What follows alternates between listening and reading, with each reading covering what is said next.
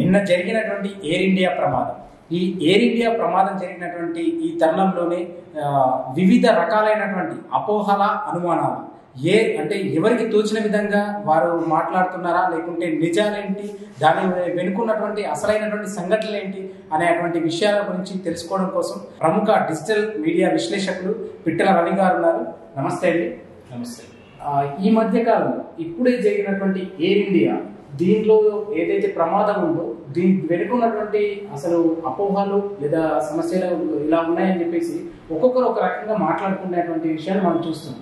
అసలు ఈ యొక్క సమస్యలు లేకపోతే దాని వెనుకున్నటువంటి నిజాలేంటి తెలియజేయడం కోసం మా ప్రేక్షకులకు తెలియజేయండి. వాస్తవంగా ఈ సంఘటనని అందరం బాధపడాల్సిన అవసరం ఉంది. దేశంలో 242 మంది పౌరులు చనిపోవడం అనేది విచారకరం. అయితే ఒక సంఘటన జరిగినప్పుడే ఆ సంఘటన చుట్టూ చర్చలు జరుగుతాయి. వాస్తవంగా విమానయాన సంస్థ దీనికి సంబంధించిన ప్రమాదం వీటి మీద డైరెక్ట్ ప్రధాని పర్యటన చేశాడు. గత హోమ్ మినిస్టర్ అమిత్ షా పర్యటన జరిగింది. తర్వాత విమానయాన శాఖ మినిస్టర్ కూడా ఇక్కడ ప్రదేశంలో పర్యటన చేశాడు. కానీ వీళ్ళ యొక్క స్టేట్మెంట్స్ ఏదైతే ఉన్నాయో ఇవి ప్రజల్లో విశ్వాసం కల్పించేటట్లు లేవు. అంటే అమిత్ షా ఏం మాట్లాడాడు? అమిత్ షా ఏం చెప్పాడు? ఇది ప్రమాదం జరిగింది, ప్రమాద శాస్త్రం జరిగింది, ప్రమాదాన్ని ఎవరు ఆపలేరు అన్నాడు అమిత్ షా. అంటే మేము మా తప్పేం లేదు, ఏ రకమైన అభిప్రాయాలు ప్రభుత్వానికి లేవు, ప్రభుత్వ వైఫల్యం ఏం లేదు అని చెప్పాడు.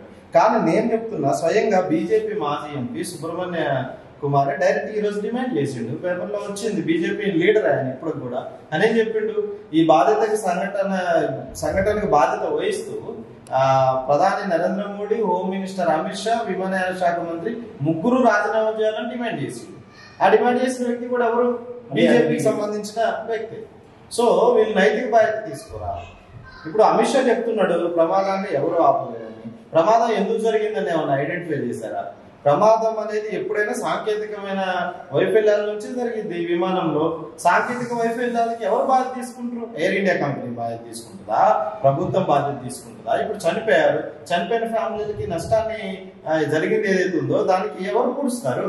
సో దీన్ని బాధ్యత తీసుకోవాల్సిన అవసరం ఉంది కదా గవర్నమెంట్. ఇక్కడ ఇంకో విషయం ఏంటంటే ఇది ఎయిర్ ఇండియా అనేది ప్రైవేట్ సంస్థ. అంటే ఒకవేళ ప్రైవేట్ సంస్థ కాబట్టి ఇలా జరుగుతుంది, అదే ప్రభుత్వ సంస్థ ఏది ఉంటే కనుక ఇలా జరిగింది. అసలు ఇప్పుడు ఒక విచిత్రం, ఇంతకు ముందు మన దేశంలో ప్రైవేటేషన్ వచ్చిన తర్వాత నరేంద్ర మోడీ గానీ బీజేపీ గానీ వీళ్ళంతా దీని మీద ఒక ప్రచారం చేశారు. ప్రభుత్వ రంగ సంస్థ అయితే సరైన మెయింటెనెన్స్ ఉండదు, సరైన టెక్నాలజీ ఉండదు, కాబట్టి ప్రైవేట్ సంస్థలకు ఇస్తే విమానయానం చాలా అభివృద్ధి అవుతుందని చెప్పారు వీళ్ళు గతంలో. మరి ఇప్పుడు ఎయిర్ ఇండియా అనేది ప్రైవేట్ సంస్థే కదా. అట్లాంటి ఎయిర్ ఇండియా ప్రైవేట్ సంస్థకు సంబంధించిన దాంట్లో కూడా ఈ రకమైన వైఫల్యం జరిగి ఇప్పుడు ఈ ప్రమాదం జరిగిందంటే ఒక ప్రైవేట్ సంస్థకు సంబంధించిన సంస్థ కూడా ప్రమాదంకి అరికట్టలేకపోయిందంటే వైఫల్యం ప్రైవేట్ సంస్థ కదా. ఇంకా చెప్పాలి అంటే ప్రభుత్వ సంస్థకు ఉన్న బాధ్యత ప్రైవేట్ సంస్థకు ఉండదు. ఎందుకంటే ప్రభుత్వ సంస్థ ప్రభుత్వ ఆధ్వర్యంలో ఉంటుంది, దానికి ఒక బాధ్యత ఉంటుంది. కానీ ప్రైవేట్ సంస్థకు సంబంధించి చూసినప్పుడు వాళ్ళు సాంకేతిక పరమైన అంశాలని సరైన పర్యవేక్షణ చేయడంలో, దానికి సరైన పెట్టుబడి పెట్టడంలో చూస్తారు. వాళ్ళు ఎప్పటికీ లాభాలే చూస్తారు. సో లాభాల కోసం మెయింటెనెన్స్ సరిగ్గా చేయకపోతే కూడా ఈ సాంకేతిక లోపం వల్ల ప్రమాదాలు జరిగే అవకాశం ఉంది. అంటే ఇక సాంకేతిక లోపం అని అనుకున్నప్పుడు సాంకేతిక పరమైన లోపాలు ఉంటాయి అనేది దాని యొక్క నిర్ధారణ చేసేటువంటిది ఆ యొక్క పరీక్ష అనేది ఇలా ఉన్నాయనేది గతంలో కూడా ఒక ఇంజనీర్ ఈ యొక్క ఎయిర్ ఇండియాలో జరిగేటువంటి కంటే ముందు కూడా ఈ యొక్క సాంకేతిక లోపం ఉంది, ఇది బయటకు వస్తే కనుక ప్రజలు ఇబ్బందులకు గురవుతారు అనేటువంటి నివేదిక ఇచ్చారు. తర్వాత అతను ఆకస్మికంగా మృతి చెందారు అనేది బయటకు వచ్చాయి. అది ఇంతవరకు నిజమే. ఎందుకంటే 2011లో 787 ఈ బోయింగ్ విమానం అనేది అమెరికా తయారు చేసింది. ఈ అమెరికా తయారు చేసిన విమానాల కొనుగోలు ప్రపంచవ్యాప్తంగా వివిధ దేశాలకు అంటగట్టింది.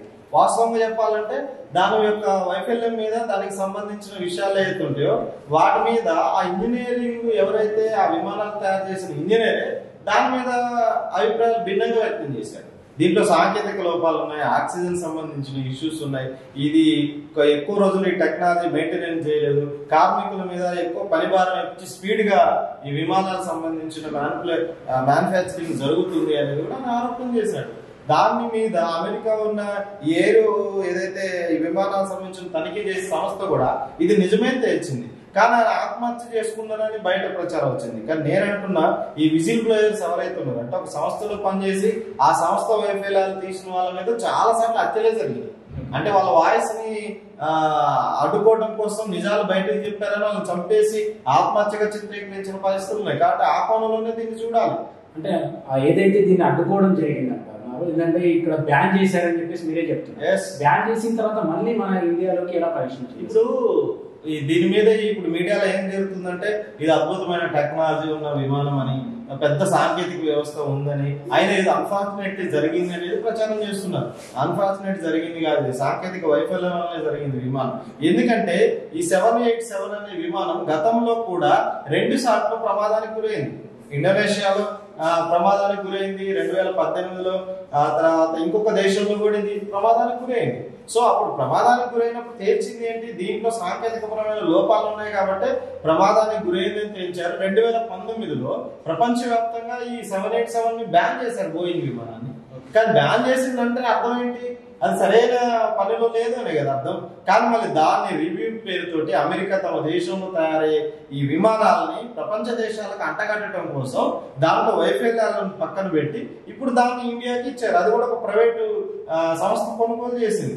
అయితే నేననేది ఏంటంటే ఈ ఒక సంస్థ కొనుగోలు చేసిన దాని యొక్క సాంకేతిక పరిజ్ఞానం ఎప్పటికప్పుడు అప్డేట్ చేసుకోవాల్సిన అవసరం ఉంది. ఇప్పుడు ఈ ప్రమాదం జరగడానికి సంబంధించిన స్పష్టంగా ఏం జరిగిందనేది ఇంకెవరికి బయటకు రాలేదు. ఒక జనరల్ ఒక విమానం ప్రమాదం జరిగితే అసలు ఎలా జరిగిందనే యాక్చువాలిటీ ఎట్లా తెలుస్తుంది అంటే దాంట్లో మనకి బ్లాక్ బాక్స్ అని ఒకటి ఉంటుంది.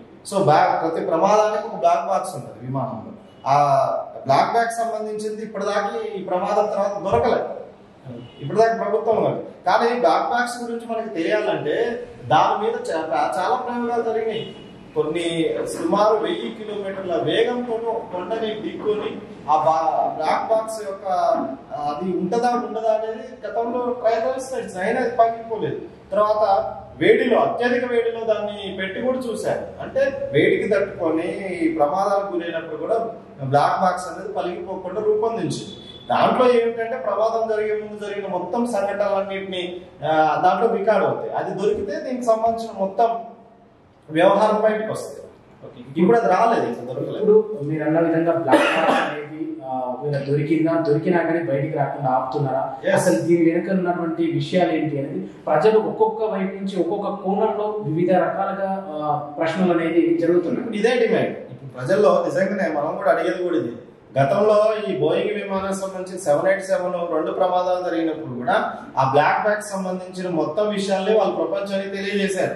ఏ వైఫల్యం జరిగింది, ఏ సంభాషణ జరిగినాయి. రేపు ఆ బ్లాక్ బాక్స్ సంబంధించి ఇండియా అంతా పారదర్శకంగా ముందుకు తీసుకొస్తుందా? ఇప్పటిదాకా దొరకలేదంట.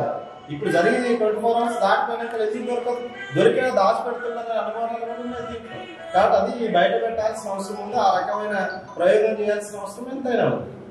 ఇదొకటే. ఈ విషయంతో ప్రజల విషయంతో కాకుండా మోడీ అమిత్ షా మాట్లాడేటువంటి విషయంలో ఇంకో కోణంలో అంటే ఈ యొక్క ఘటనని మరో కోణం వైపు మళ్లించేటువంటి ప్రయత్నం చేస్తున్నారు. దానిపై మీరేమన్నారు? ఇప్పుడు నరేంద్ర మోడీ గారు పోయాడు, సందర్శించాడు. మీరు నరేంద్ర మోడీ గారు సందర్శించిన దాంట్లో మీడియాలో వచ్చి చూడాలి. నరేంద్ర మోడీ ఫోటో పోజుల కోసం పోయాడా? ఒక దిగ్బంధమైన సంఘటన జరిగినప్పుడు బాధలో ప్రజలు ఉన్నప్పుడు అక్కడ పోతే మనకు తెలుస్తుంది. నరేంద్ర మోడీ దాన్ని చూస్తున్న సందర్భంలో ఫోటోగ్రాఫర్ ఏ యాంగిల్ నుంచి ఫోటోలు తీపిస్తున్నాడు అంటే ఒక స్టిల్ సీటానికి ప్రధాని నరేంద్ర మోడీ పోయాడు. అంటే స్టిల్ సీట్ అని పోతాడా ప్రధాని నరేంద్ర మోడీ? అంటే మీడియా పిచ్ ఉంది నరేంద్ర మోడీకి. తను చేసిన ప్రతి పనిని ప్రజలకి ప్రచారం చేసుకోవాల్సినంత పిచ్ ఉన్నప్పుడు దాని మీద వాస్తవంగా ఒక ప్రధానిగా సాంకేతిక పరమైన భద్రతా వైఫల్యాల మీద బాధ్యత వహించాల్సిన అవసరం ఉంది కదా. ఎయిర్ ఇండియా కాదు, ఏ సంస్థ అయినా కానీ ఇప్పుడు తన ఫ్రెండ్ కి ఇవ్వటం వల్లే వచ్చిందని నేను అంటున్నా. తనకి 2 మిత్రులు ఉన్నారు. ఎయిర్పోర్ట్లు ఇవన్నేమో అదానికి కట్టబెట్టాడు, ప్రైవేట్ సంస్థకి. ఇప్పుడు ఎయిర్ ఇండియా అనేది టాటా వాళ్ళది, అది కొంతమందికి కట్టబెట్టాడు. ఈ దేశంలో అత్యధిక ధనవంతులైన పెట్టుబడిదారులైన 2 కార్పొరేట్ సంస్థలకి 2 విభాగాలు వెళ్ళిపోయినాయి. ఇంకెట్లా రక్షణ ఉంటది? రక్షణ మీద దృష్టి పెట్టకుండా జరిగిపోయిన తర్వాత బాధపడితే ఏమొస్తుంది దేశంలో? అంటే ఇది ప్రైవేట్ సంస్థలకి అప్పచెప్పడం వలనే ఇలా జరిగింది, ప్రభుత్వ రంగంలో ఉంటే కనుక ఇలా జరగలేదు అని. ఎస్, అంటే ప్రమాదాలు జరగడం ఒక భాగం అయితే ప్రభుత్వ రంగానికి బాధ్యత ఉంటది. ఇప్పుడు ఎయిర్ ఇండియా బాధ్యత తీసుకోవడానికి ముందుకు వచ్చిందా? ఇప్పుడు మొత్తం అక్కడ ఎవరు చేయాలి? మొత్తం గవర్నమెంటే కదా, మళ్ళీ సెంట్రల్ గవర్నమెంటే కదా దాని మొత్తం బాధ్యత తీసుకుంది. సో అంటే లాభాలు వస్తేనేమో ప్రైవేట్ కంపెనీలు తీసుకుంటే, ఇట్లాంటి నష్టాలు ప్రమాదాలు అయితే గవర్నమెంట్ బాధ్యత వహిస్తారనే వర్షన్ అవుతుందో అది సరైనది కాదు. ఎందుకంటే గవర్నమెంట్ లో ఉంటే ఖచ్చితంగా దానికి పారదర్శకత ఉంటుంది, పర్యవేక్షణ అనేది ఉంటుంది, గవర్నమెంట్ కి లాభాపేక్ష ఉండదు, ప్రయాణికుల యొక్క రక్షణే ఒక ధ్యేయంగా ప్రభుత్వ రంగం పనిచేస్తుంది. కానీ ప్రైవేట్ కంపెనీలు అట్లా పనిచేయవు కదా, వాళ్ళకి డబ్బులు ఆదాయాలు ఇవే ఉంటాయి. కాబట్టి ఆ రకమైన వైఫల్యం వల్ల ఇది జరిగిందని మనం అనుకోవచ్చు. ఓకే, అంటే గ్రోయింగ్ ఫ్లైట్ ఏవైతే ఉన్నాయో దాని కారణంగా కూడా లోపం వల్ల ఇవన్నీ జరిగాయి అంటున్నారు. అది ఏదైతే మోర్ టేకప్ అయ్యేటువంటి సందర్భంలో కూడా అక్కడ ఉన్నటువంటి అథారిటీ చూసుకోవాల్సిన పక్షులు ఇలా జరిగింది, పక్షులను ఇలా పంపించారు అనేటువంటిది కూడా మరో కోణంలో వస్తుంది. అంటే ఈ ప్రజలు ఇచ్చేటువంటి ప్రశ్నలు, అంటే ప్రజలు వేసేటువంటి ఆ ప్రశ్న వైపు మీరేమన్నారు? ఇప్పుడు ఇక్కడ దీని మీద చాలా మంది చాలా రకాలుగా ఇప్పుడు ఉగ్రవాదులకు కుట్ర ఉందని కూడా ప్రచారం చేస్తున్నారు. ఇంకా నేను మీడియాలో చూస్తున్నా, ఇప్పుడు దీని వెనక పాకిస్తాన్ ఉంది, పాకిస్తాన్ ఇదంతా చేయించింది, మనం సింధూర్ అటాక్ చేయించిన తర్వాత ప్రతీకారం ఇది జరుగుతుందని చెప్తున్నారు. ఒక దశలో నరేంద్ర మోడీ కూడా కుట్రకోణం ఉందేమో అనే అనుమానం వ్యక్తం చేసింది అనేది కూడా వచ్చింది బయటికి. మరి పాకిస్తాన్ వాళ్ళు దీంట్లో నిజంగానే చేస్తే వాళ్ళ కుట్రకోణం ఉంటే మన ఇంటెలిజెన్స్ వ్యవస్థ ఏం చేస్తుంది? ఒక విమానం వచ్చి దాని సాంకేతిక వైఫల్యం చేసేదాకా ఇంటెలిజెన్స్ నిద్రపోతుందా? హోమ్ మినిస్టర్ నిద్రపోతున్నాడా? లేదా ప్రధాని ఏం చేస్తున్నాడు? అంటే ఇప్పుడు ఒక సంఘటన జరిగితే దాన్ని పాకిస్తాన్ మీద నెట్టో ఇంకో దేశం మీద నెట్టో ఈ సంఘటన నుంచి తప్పించుకోవాలనేది తప్ప ఇంకొకటి లేదు. రెండు, ఇక్కడ ఇంకొక రకమైన చర్చలు కూడా జరుగుతున్నాయి.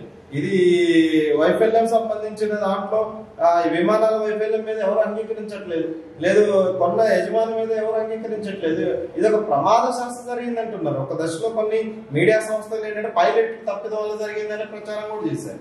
కానీ పైలట్ అయితే ఇక్కడ ఇంకో విషయం ఏంటంటే అందులో గుజరాత్ సంబంధించినటువంటి మాజీ సీఎం ఉన్నాడనేటువంటి తన కోసం కూడా ఈ కుట్ర జరిగేటువంటి అవకాశం ఉందనే కూడా ప్రశ్న. ఇప్పుడు విషయం ఏంటంటే కుట్ర జరిగిందా లేదా అనేది పాయింట్ కాదు. కుట్ర జరిగిందా లేదా అనేది ఎప్పుడు తెలుస్తుంది? తర్వాత తెలుస్తుంది. సో కుట్ర జరిగి ఒకవేళ నిజంగానే కుట్ర జరిగి ఒక మాజీ ముఖ్యమంత్రిని చంపడానికి ప్రయత్నం చేసినప్పుడు నేనంటున్నా ఇంటెలిజెన్స్ వ్యవస్థ ఏమైంది అంటున్నా. అప్పుడు కూడా బాధ్యత గవర్నమెంట్దే కదా. ఒక కుట్ర జరుగుతుంటే ఇంటెలిజెన్స్ వ్యవస్థ ఉంటుంది, దాన్ని అడ్డుకోవాల్సిన బాధ్యత ఉంది కదా. ఆ రకంగా లేకుండా ఏం చేస్తున్నారని నేను అడుగుతున్నా. ఒక కుట్ర జరగకపోయినా సాంకేతిక వైఫల్యం మీద గవర్నమెంట్దే కదా బాధ్యత. సో రెండు కోణాల్లో గవర్నమెంట్దే బాధ్యత ఉంటుంది. అది ఎక్కే ప్రయాణికుడిదా బాధ్యత, రక్షణ కల్పించాల్సిన బాధ్యత ఎవరిది? అది గవర్నమెంట్దే. ఆ ఎయిర్ ఇండియాని పర్యవేక్షణ చేయాల్సిన బాధ్యత ఉంది, అది ప్రభుత్వంది. కాబట్టి ప్రభుత్వం గాలికి వదిలేసింది, సంస్థలన్నింటి ప్రైవేట్ వాళ్ళకి కట్టబెట్టింది. కాబట్టి ఇట్లాంటి ప్రమాదాలు జరుగుతున్నాయని చెప్తున్నాను నేను. ఇదే విధంగా ఇప్పుడు ఇంత 247 మందిలో ఒక వ్యక్తి మాత్రమే ప్రాణాలతో తిరిగి వచ్చాడని చెప్పేసి అంటున్నారు. అయితే అతనికి ముందే తెలుసా ప్రమాదం జరుగుతుంది, ప్రమాదం సంభవిస్తుంది కాబట్టి అనే ఉద్దేశంతో ఆయన ప్రాణాలు కాపాడుకోవడానికి ప్రయత్నం చేశాడు. కాబట్టి ఈ యొక్క కుట్ర ఇతను కూడా కుట్ర చేసి ఉండొచ్చు, లేదంటే ఇతనికి ముందే తెలుసు అనేటువంటి నిందలు కూడా వచ్చేటువంటి అవకాశం వస్తూ ఉంది. ఇప్పుడు దర్యాప్తు జరిగితే మొత్తం విషయాలు బయటకు వస్తాయి. కానీ వాస్తవాలు ఏంటి, కొంత అవకాశం ఉన్న స్కోప్ ఏంటి అనేది మనం ఆలోచిస్తే తను దీంట్లో మిగిలిపోయింది కాబట్టి కుట్రదారుడు ముద్దేస్తారా? ఒకరు బతికి బయటపడ్డాడు, అదే ఫ్లైట్ లో ఉన్నాడు కదా, దాని నుంచే బయటపడ్డాడు కదా. ఎట్లా కుట్రదారుడిగా ముద్దేస్తాం? నేను కుట్రదారుడు చెప్తున్నారు, మీరు ఆయన అరెస్ట్ చేసి ఇన్వెస్టిగేషన్ చేస్తే ఇచ్చారా? ఆయన ఒకరు నేను కుట్ర చేస్తుంటే ఏం చేశారు? దాని మీద సరైన స్పందన లేకపోతే.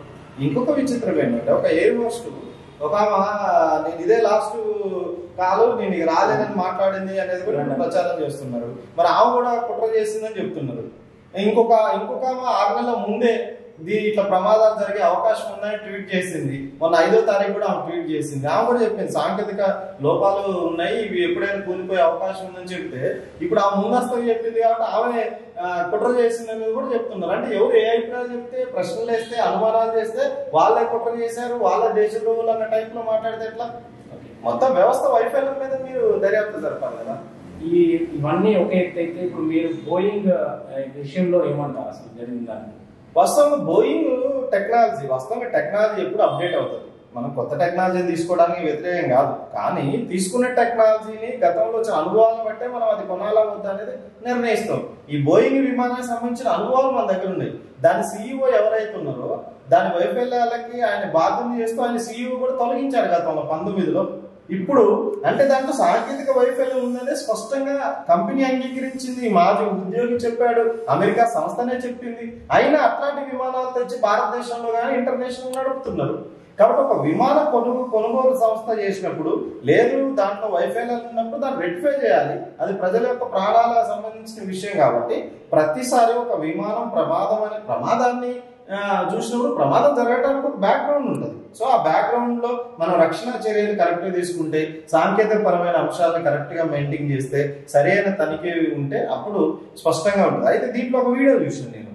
ఒక ప్యాసింజర్ దాంట్లో ఏసీ సరిగ్గా రావట్లేదని, అవన్నీ డిస్ప్లేలు పనిచేయట్లేదని కూడా ఆ హాల్లో ఉన్న వ్యక్తి ప్రమాదానికి ముందు ఒక వీడియో తీసి పెట్టాడు అనేది వస్తుంది మీడియాలో.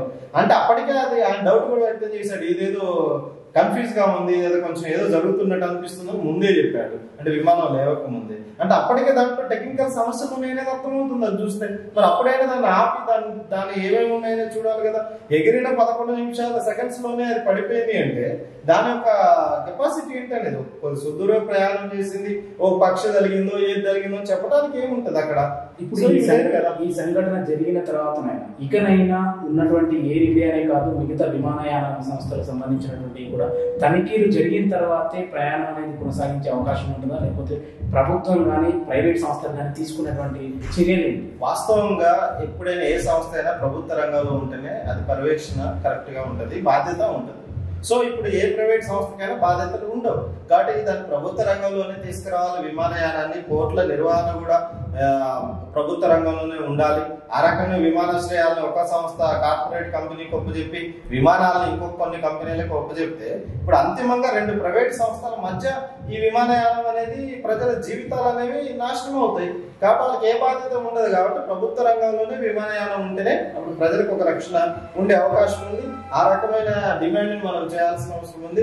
ఆ రకంగా ప్రైవేటేషన్ గొప్ప అని చెప్పి ఏదైతే ఇన్ని రోజులు చెప్తున్నారో అది గొప్ప కాదు, అది కూడా ఇట్లాంటి వినాశకరమైన పరిస్థితి దారితీస్తుందని చెప్పడానికి ఈ సంఘటనకు ఉదాహరణ మనం చూడవచ్చు.